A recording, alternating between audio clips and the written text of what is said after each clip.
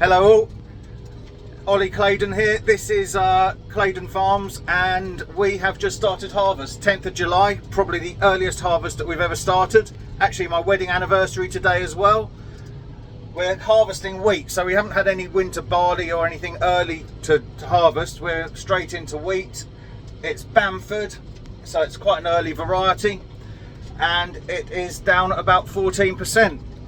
See the combine up there on our opening headland, so hopefully we'll have a decent yield. This field does seem to be the earliest that we have. Everything else does seem a bit behind it. I'm not really sure why that is at the moment, but we'll see.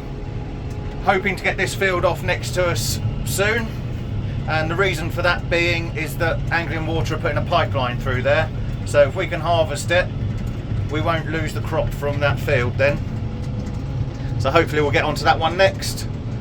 Give you guys an update in a bit. First load off the combine, Harvest 2026. Just about done now. About half that 16-ton trailer. I'm going to get in trouble if I don't move. We're still on our first field of Harvest 2026. This is what we call front field, just in front of the factory. And Jeff's roaring into it now.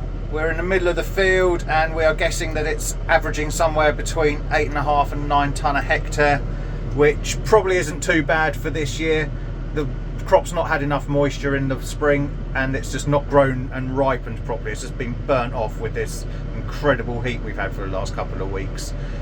So we're going at it. It's dry, 14% on the moisture as I said earlier. It's going well. It's just not the bumper crop that we could hope for, where we'd normally look to be trying to get around 10 tonne a hectare, but I think that's more of a season thing than anything else. Plenty of dust. It's worth noting that we're chopping all the straw off this field, and I think we're going to chop everything on the farm, mainly due to the fact that we don't really have a lot of livestock around this area. So if we take the straw off, although we get paid for it and we can make more money doing that, we then have to replace the phosphate and the nitrates and the potash and everything that comes off with it. So that's a cost to go back on. But we have a lot of earthworms where we've been using our OptiTill system for the last 20 whatever years, 25 years or so, and they need something to eat. So really we want to be putting that straw back on to feed the earthworms still. They don't get hungry. We get lots more earthworms and they're doing a huge amount of good for our soil structure. The other reasons really not to take the straw off is making sure that we get if we do it, then we have to get the balers in at the right time. So fine this year, it's really dry, they're not going to hurt the soil, but it does mean that we could get held up for our cover crop sowing if we don't get them in quick enough and get the bales off quick enough. So there's a risk there. If we were to get any cattle or pig muck, then again that would have to come in and be spread before we could put the catch crops in and the cover crops, and then we'd have to incorporate that as well.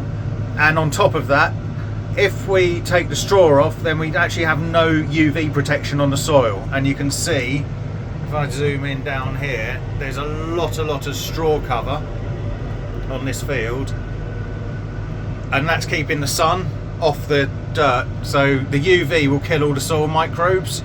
So we get an area at the top of the soil profile where we've got dead soil microbes where they've been exposed to the UV light. So that's not such a great idea. Again, if you're going to put muck back on and incorporate it, probably not such a big problem, but for us, where we don't have the livestock in this area and we're not putting the muck back on, then we feel it's not really worth taking the straw off.